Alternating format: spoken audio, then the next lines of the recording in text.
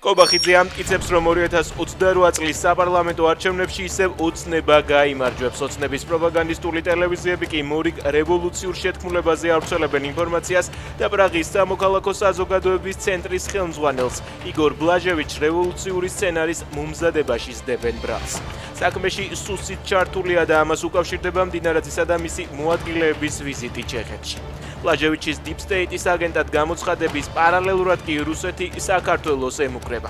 კრემლის პრესპიკერი ზახაროვა ანონსებს, რომ თუ ქვეყანა ევროკავშირში გაწევრიანდება, რუსეთი იძულებული იქნება საქართველოს არამეგობრული ქვეყნების სიაში შეიყვანოს. გადასცემდა თუ არა საქართველოს მთავრობა ირანს სადაზვერვო მონაცემებს. რესპუბლიკელი კონგრესმენი ჯო უილსონი რადიო თავისუფლებასთან ინტერვიუში აცხადებს, რომ ამის შესახებ შტატებში შეშფოთება არსებობს. უილსონის თქმით, სხვადასხვა ანგარიში თეირანსა და თბილისს შორის თანამშრომლობაზე მიუთითებს. ირანმა ჰორმუზის სრუტე ისევ გახსნა. თეირანის განცხადებით, ცეცხლის შეწყვეტის პერიოდის დარჩენილ ვადაში ყველა კომერციული გემის გასვლისთვის გზა სრულად ღიაა. სრუტის გახსნის შემდეგ კი მსოფლიო ბაზარზე ნავთობის ფასმა კლება დაიწყო.